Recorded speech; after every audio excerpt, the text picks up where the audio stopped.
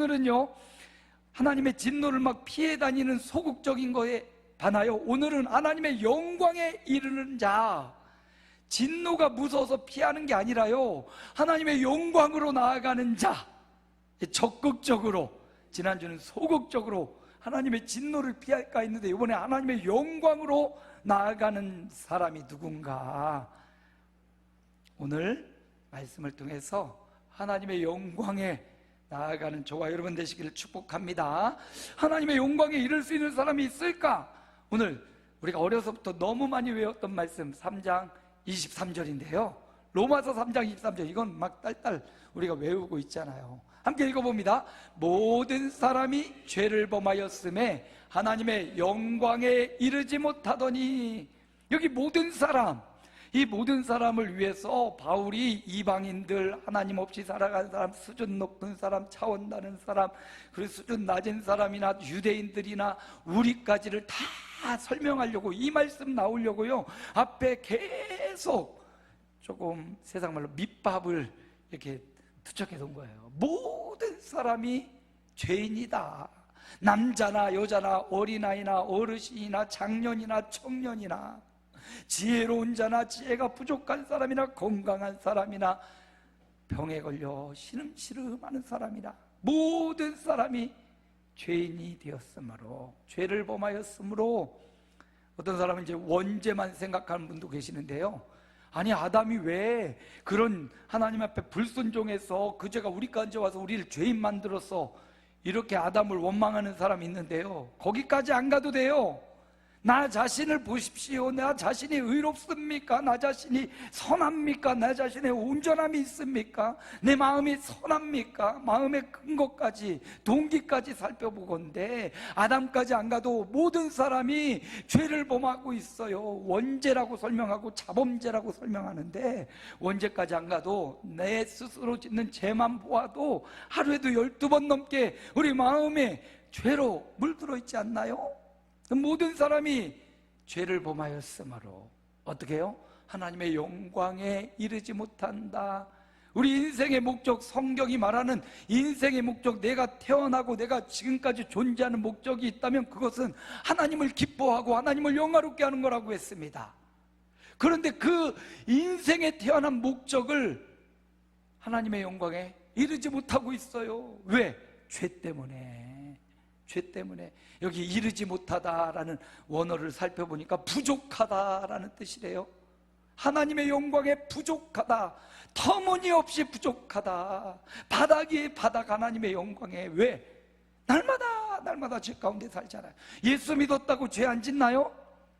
오히려 예수 믿고 회개하면 돼라니까 더 죄에 노출돼 있지 않나요? 더 담대하게 죄를 짓고 있지 않나요? 하나님의 영광에 이를 자가 없다는 거예요.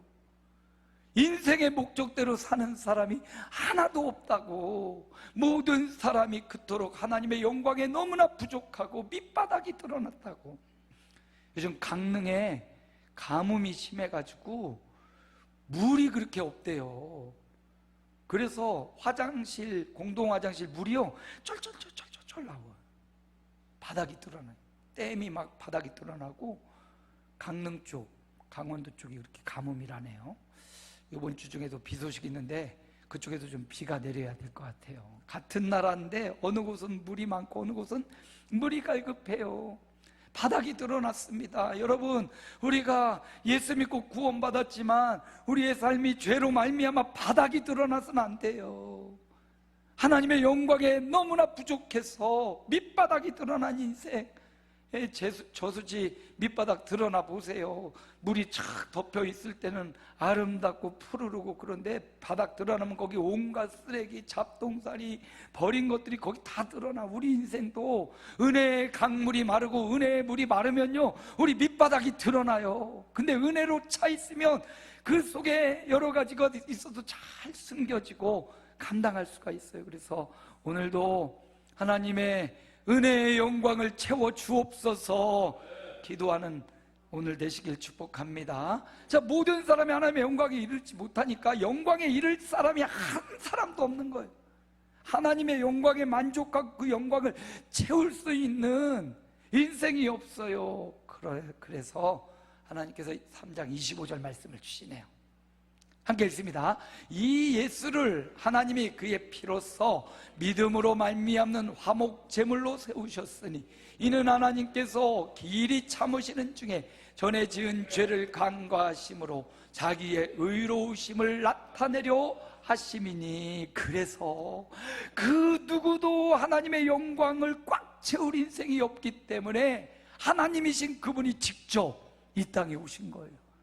이름하여 예수 그리스도, 성경에 미리 예언됐고 아담으로부터 두 번째 아담 오실 예수 그리스도, 우리의 구세주, 살아계신 하나님의 아들, 나의 구주, 나의 하나님으로 이 땅에 오신 예수 그리스도, 그분만이 하나님의 영광과 공의와 정의를 만족시키는 분, 하나님의 영광에 이를 자는 누구 외에 없다? 예수 외에 없는 거예요. 그래서 예수님이 동정녀로 이 땅에 태어났습니다. 만약에 요셉의 가문, 유다의 지파 중에 만약에 요셉의 씨로 예수님이 태어났다면 아담의 씨이기 때문에 그는 죄의 씨를, 근원을 갖고 태어난 거예요. 그래서 아담의 씨가 아니라 성령으로 예수님이 동정녀로 탄생한 겁니다. 아이고 목사님, 과학적인 시대, 이때 그 동정녀 탄생을 어떻게 믿습니까? 기독교의 출발은 바로 동정녀 탄생부터 시작되는 거예요. 인간의 과학으로 설명하지 못한 하나님의 신비가 있는 동정녀 탄생. 하나님이 인간의 이성과 과학으로 다 증명된다면 그분은 하나님이 아니에요. 그렇지 않나요?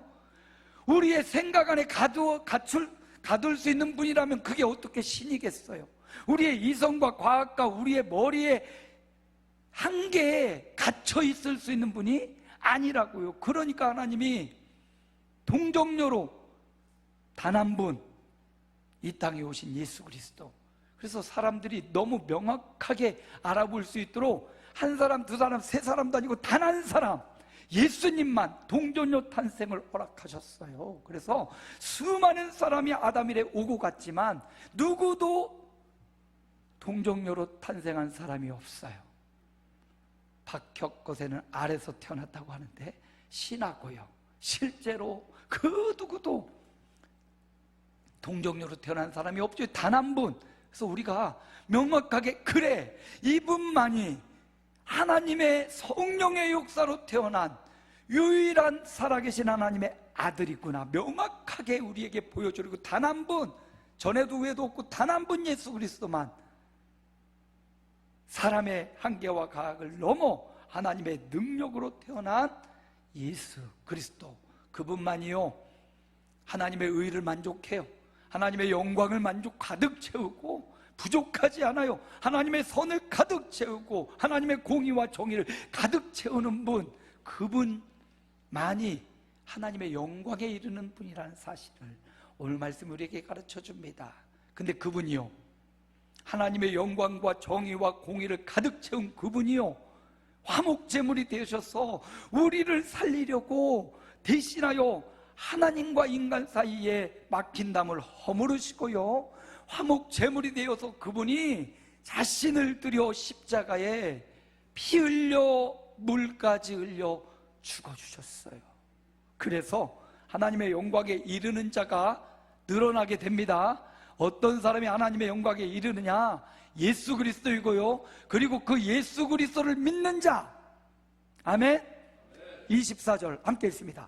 그리스도 예수 안에 있는 속량으로 말미암아 하나님의 은혜로 값없이 의롭다 하심을 얻은 자 되었느니라. 아, 그렇구나.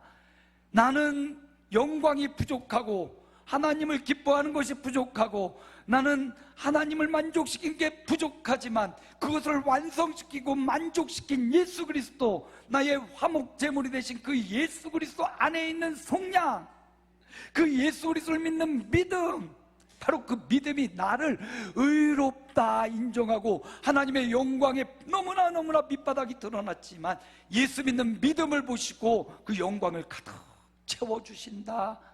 그래서 믿은 예수 그리스도를 믿는 자가 하나님의 영광에 이르는 자다. 바울은 지금 이렇게 논리적으로 과학적으로 성경적으로 말씀을 우리에게 풀어가고 있는 거예요. 그리스도 안에 있는 속량, 여기 보십시오. 은혜로 값없이 의롭다 하심을 얻은 자 되었다. 이 말씀 너무 중요하거든요. 값없이 의롭다함을 누가 받았어요? 우리가 받은 거예요. 값없이 의롭다함을 받고 값없이 하나님의 영광에 이르는 자로 세워주신 건데, 우리로서는 아무 값을 치르지 않았어요. 그러나 예수님의 입장에서 보면 우리를 위해 예수님은 값을 치러주셨네요. 내가 치르지 못한 값을 주님이 치러주신 거예요. 십자가에서 보혈의 피를, 머리에는 가시관을, 옆구리에는 창을 맞아 십자가에 못 박혀 물과 피를 다 쏟으심으로 값을 치러주셨어요. 하나님이 나를 위해 값을 치러준 거예요. 나는 거저 은혜로 얻었지만 하나님은 아들 독생자를 내어주셔서 하늘이 빛을 잃어버렸고 땅이 캄캄해지고 흑암 가운데 아들의 죽음을 참아보지 못하고 그 아들이 핏값으로 우리를 속량한 거죠. 속량이란 말 값 주고 사다. 아니, 우리가 값 주고 살 만큼 귀하면 사겠어요. 진주가 있고 보석이 정말 예쁘고 멋있는 게 있으면 값을 주고 사겠어요. 근데 정말 하찮은 조개 목걸이가 거기 있다면 그걸 돈 주고 사겠어요? 거저 줘도 안 받고 받아가도 쓰레기인 것처럼 여겨질 거 아니에요. 그런데 그런 쓰레기와 같은 우리를 값을 주고 생명의 값을 주고 사셨다는 것. 그래서 여러분, 이 값없이 의롭다함을 얻었다는 이 부분에 나는 값없이 구원을 얻었지만 이 구원을 위해 예수님은 생명, 하나님의 생명을 우리에게 주셨다는 사실을 기억해야 돼요. 신들러 리스트의 그 유태인 학살 가운데 신들러는 독일 사람이죠. 그런데도 유태인들을 값주고 사요. 자기의 생명 같은 돈 벌은 사업에서 얻어들인 돈을 다 들여서 그 유태인들을 살려줘. 유태인들이 돈을 냈습니까? 자기들은 돈 내지 않았어요. 다 죽어야, 학살당해야, 독일 세계대전에서 죽어야 마땅한데 신들러가 자기 돈을 들여서 다 사요. 마지막 장면이 이렇게 보면서, 반지를 보면서, 이 반지 이거 내가 팔았더라면 한두 생명 더 건졌을 텐데, 이 자동차 이거 없더라도 나 살고, 이거 없어졌으면 몇 사람의 생명을 구했을 텐데. 신들레의 마음은 그래요. 더 줘서 생명을 살렸으면. 유대인들을 그도 말미암아 살게 된 신들러 리스트에 있는 그 수많은 사람들이 생명을 값없이 얻었지만 값없이 얻어진 거예요. 누군가의 헌신과 신들러라는 사람의 그 희생을 통해서 그들이 생명을 얻었어요. 그러니까 나는 공짜로 얻었어, 너무 고마워, 공짜로 얻으니까 너무 기뻐, 이렇게 살지 않잖아요. 그들이, 그 살아남은 유대인들의 후손들이 신들러의 묘비에 나중에 찾아가서 계속 돌을 막 얹으면서 그 이름, 리스트의 이름이 쫙 펼쳐지잖아요. 나를 살리기 위해 나는 공짜로 살았지만 이 사람은 내 생명의 값을 지불한 사람이라고. 여러분, 한 사람 신들러도 누군가를 살리기 위해서 이렇게 희생하고 헌신해서 아직까지 기념비를 세우고 유대인들은 그를 기억하는데요, 우리 인류를 위해, 아니 너무 넓게 가지 말고 나 정말 돌아보고 들여다보고 깊이 묵상해보면 얼마나 큰 죄인이에요. 얼마나 정욕과 죄악과 얼마나 욕심과 탐욕과 얼마나 하나님 앞에 합리화시키고 그렇게 하는 이 죄인을 위해 하나님은 이렇게 막 계산하고 속셈을 막 돌리지 않고요, 예수님은 온전히 속량하기 위해 십자가의 길을 묵묵히 침묵하며 아무 권능과 능력, 하나님의 아들로서의 힘을 쓰지 않고 십자가로 묵묵히 가서 통곡하며 십자가의 못을 박혀 머리에 가시관 흐르는 피 다 이루었다. 여러분, 이 예수를 믿는 자, 인격적으로 개인적으로 이 예수를 만나고 이 예수의 구원의 감격에 사로잡힌 자, 바로 그가 하나님의 영광에 이르는 자예요. 그냥 교회 다니고 신앙생활 한다고 믿음 생활 한다고 다 영광에 이르는 자가 아닙니다. 그 영광의 가치, 그 속량의 가치를 깨닫고 구원의 감격으로 오늘도 예배하고 예수 그리스도의 그 십자가의 핏값 주고 내가 살아났다는 이 확신과 이 감사 가운데 예배하고, 그가 바로 하나님의 영광에 이르는 자다 말씀하고 있지요. 26절 말씀도 함께 읽어볼까요? 곧 이때 자기의 의로우심을 나타내사 자기도 의로우시며 또한 예수 믿는 자를 의롭다 하려 하심이라. 이게 하나님의 계획입니다. 예수를 통하여 우리를 의롭다 하시고 예수님을 통하여 우리를 하나님의 영광에 이르는 자로 만들려는 하나님의 아주 치밀한 계획이에요. 따지고 논리와 과학과 이성과 이런 걸 따지는 우리를 위해서 하나님이 더 치밀하게 계획을 세우시고 작업을 하신 거예요. 요즘 신종 보이스 사기가, 보이스 스토킹이 유행한다고 하죠. 요즘 어떻게 하냐면 카드 배송 문자가 띄고 오는 거예요. 고객님, 카드 배송해야 되는데 주소가 안 맞는 것 같네요 하면서, 나 카드 안 시켰는데 통화를 하면, 그래요? 그러면 고객님 그 카드가 발급돼서 배송하려고 하는데 이거 개인정보가 빠져나간 것 같은데요? 여기 한번 고객센터 전화해 보세요. 그리고 그 고객센터 전화하고 뭐 누르면요, 이거에 그냥 잘못된 바이러스가 팍 침투해가지고 어디를 전화해도 그 조직원한테 전화가 가는 거예요. 검찰청에 전화했는데 그들이 받아요. 경찰서 전화해도 그들이 받아요. 카드사 전화했는데 또 그들이 받아요. 영락없이 어떤 사람이 오늘 새벽에 보니까 16억을 털렸대요. 그리고 어떤 사람은 그들이 이렇게 젊은 청년인데, 여자 청년인데, 당신 말 안 들으니까 개인 보호, 개인 관찰 시설로 옮기라고, 그 여관으로 혼자 자기를 스스로 감금하게 여관에 들어가서 그들만 말만 듣고 있어요. 이게 이 보이스피싱 이 아이들도 굉장히 지능적이고요, 똑똑한 사람들이 사람의 심리학, 사람의 마음과 사람의 이 어떤 습성들을 다 연구해서 언제 겁을 먹는지, 어떻게 해야 돈을 뜯어낼 수 있는지, 심지어 대출까지 받아내가지고 자신들의 계좌로 팍 이체를 시켜. 아이고 목사님, 나는 그런 거 절대 한 거 아니요. 정말 똑똑한 사람도 다 걸려든다니까요. 오늘 제가 여러분의 16억을 지켜드립니다. 카드 배송 받지 마세요. 함부로 누르지 마세요.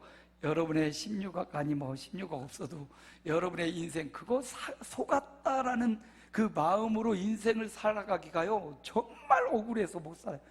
그가 누군지라도 알면 그나마 다행인데 누군지도 모르는데 사기를 당했어. 그냥 눈 떴는데 코를 베인 느낌이거든요. 그러니까 내가 얼마나 어리석다고 자기를 막 한탄하고 막 자기에게 이 비난하는 놈 미련한 놈 하면서 남은 인생이 정말 피폐해져요.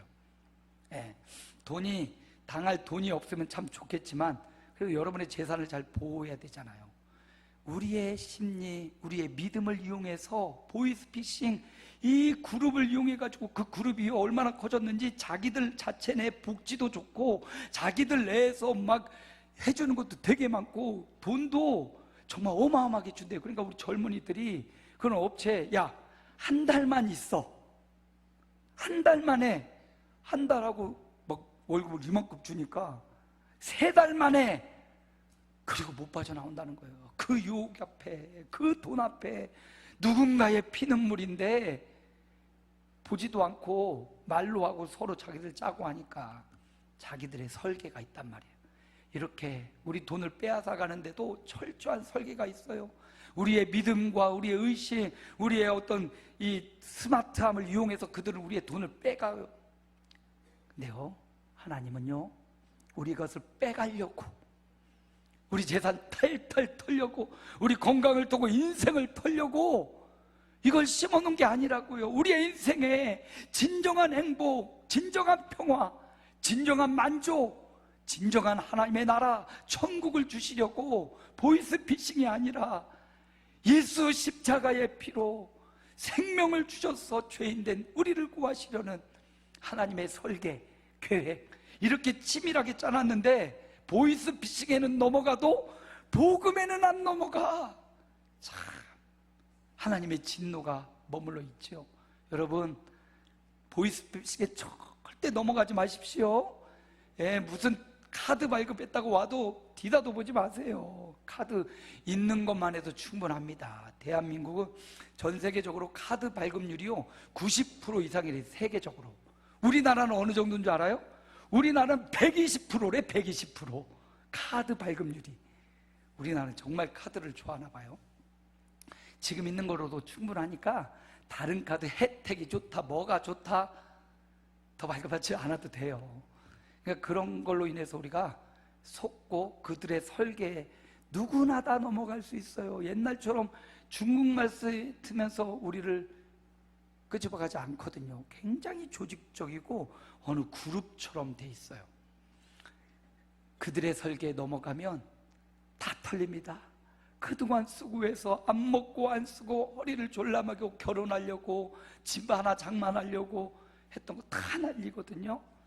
그러나 여러분, 거기에 넘어가지 말고 이렇게 체계적이고 이렇게 과학적이고 이렇게 논리적인 복음 앞에는 철저히 신뢰하며 믿음으로 나아가시기 바랍니다. 이 땅에서 뿐만 아니라 오는 세상, 영원한 세상에서 유익하고 우리를 살리고 우리를 세우고 우리를 견고하게 하고 하나님 나라에 이 땅에서 살아가는 동안 은혜롭고 축복을 주시려는 예수 그리스도, 십자가의 속량, 예수 믿는 자를 의롭다여 예수 믿는 자를 하나님의 영광에 이르는 자라고 말씀해 주는 겁니다. 그러므로 저와 여러분이 예수 믿어 그리스도의 영광에 이르는 삶을 살아가시기를 축복합니다. 마지막 한 가지가 더 있는데 27절 한번 읽어볼까요? 그런즉 자랑할 때가 어디 있느냐? 있을 수가 없느니라.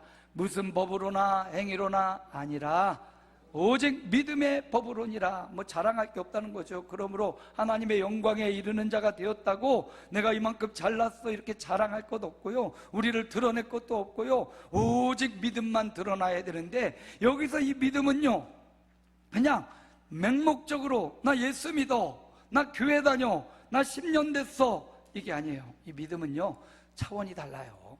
31절 함께 읽습니다. 그런즉 우리가 믿음으로 말미암아 율법을 파기하느냐? 그럴 수 없느니라. 도리어 율법을 굳게 세우느니라. 믿음은요,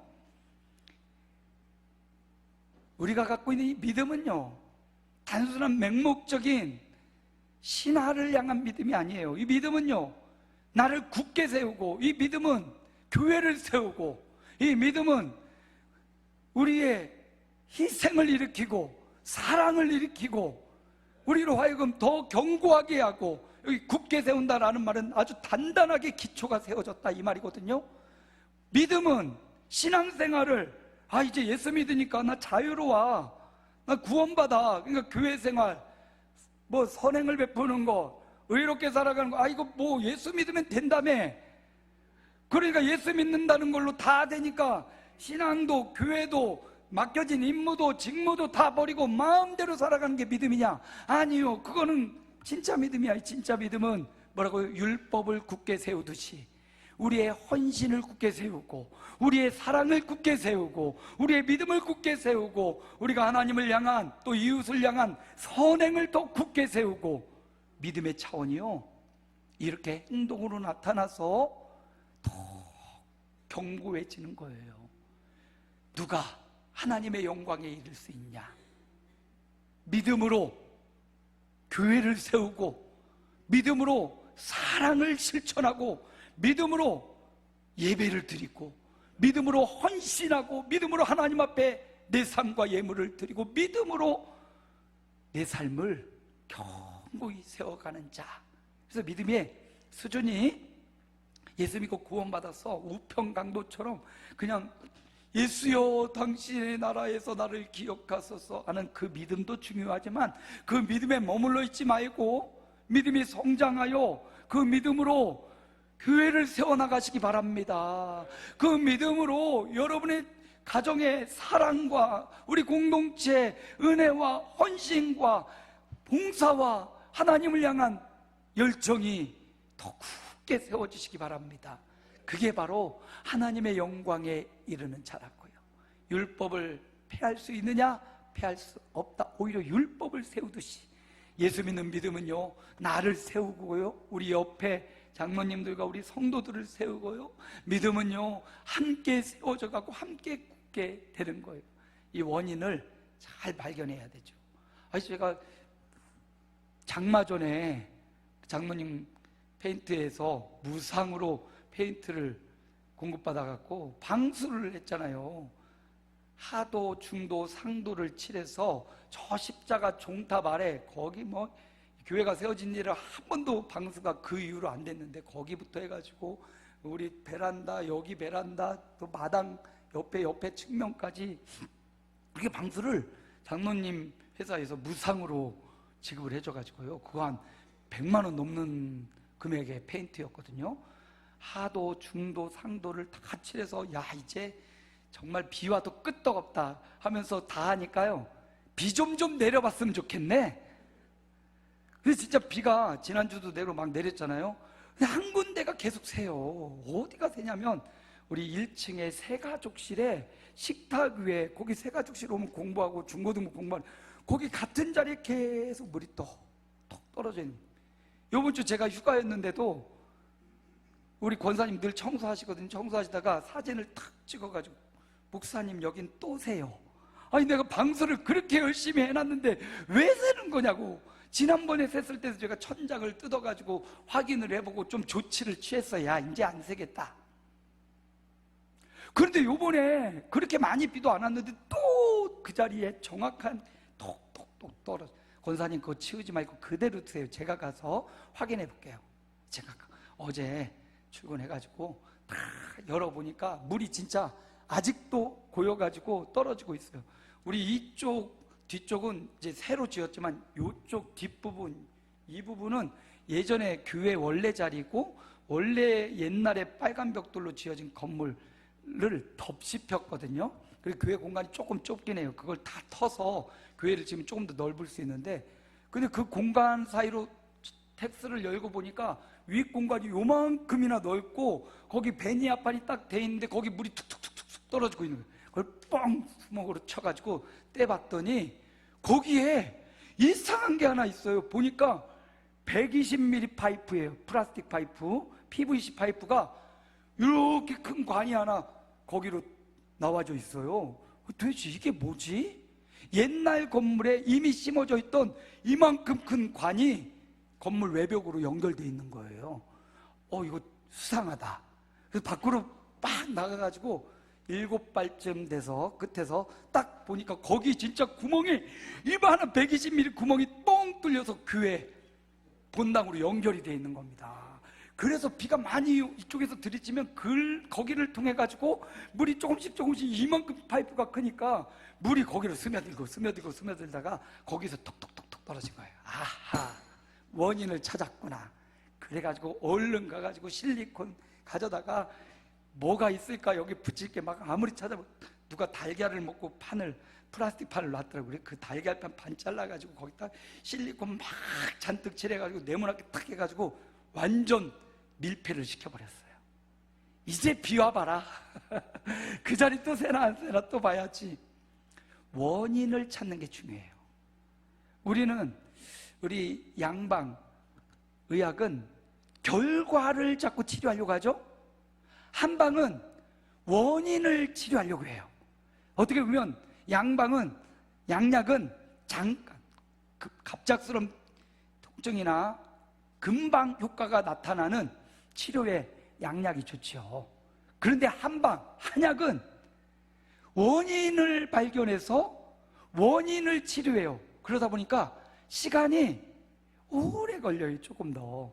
그렇지만 근본적 원인을 치료해 갈 수 있기 때문에 한방도 중요하죠. 그래서 두 가지를 다 써야 되겠죠. 양방도 쓰고 한방도 쓰고. 어떤 사람은 한방이 더 잘 맞고 어떤 사람은 양방이 맞아요. 원인을 발견하는 게 중요해요. 하나님의 영광을 구하고 하나님을 기뻐하며 하나님을 영화롭게 하는 게 인생의 목적인데 그러지 못하잖아요. 원인을 찾아야 돼요. 원인을. 뭔가 죄 때문에. 아담의 죄까지 가지도 마세요. 내가 지은 죄 이것만 봐도 자꾸 아담을 원망하려는 사람들이 많은데 아니에요. 내가 지은, 태어나서 지금까지 지은 내 죄만 봐도 하나님의 영광을 채울 수가 없다고요.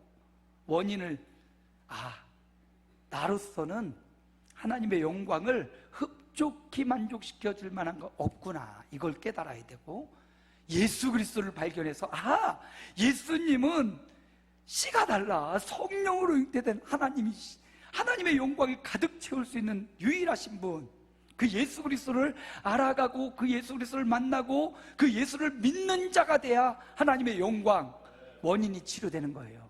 하나님의 영광에 이르는 자가 될 수 있어요. 부자일 것 없고 부족하지만 예수 믿는 믿음만으로도 하나님의 영광을 채울 수 있고요. 그러나 그 믿음이 더 굳게 세워질 때, 구원의 감격으로 우리가 헌신하고 봉사하고 예배하고 교회를 세워갈 때 우리는 더 큰 하나님의 영광에 이르는 삶을 살게 될 것입니다. 말씀을 마쳐요. 하나님의 영광에 이르는 자가 누구냐? 예수 그리스도를 아는 자, 날마다 예수 그리스도를 알아가고, 그리고 예수 그리스도만이 하나님의 영광에 이르는 자지요. 두 번째, 그 예수를 믿어 속량함을 받은 자, 그 예수를 믿는 자. 그리고 세 번째, 그 예수 믿는 믿음으로 굳게 견고하게 세워져 가서 사랑하고 헌신하고 교회를 세우고 예배하고 진리 가운데 살아가고 주의 말씀으로 형제를 돕고, 이게 바로 믿음으로 굳게 세워지는 삶을 의미합니다. 이번 한 주간 이미 저와 여러분은 이 예수 그리스도를 믿습니다. 하나님의 영광에 이르는 자가 되었습니다. 그러므로 이제 하나님의 영광으로 더 굳게 세워지는 구원의 감격으로 서로를 사랑하고 교회를 사랑하고 하나님을 사랑하며 하나님의 더 큰 영광에 다다르는 한 주간 생애가 되시기를 주님의 이름으로 축복합니다.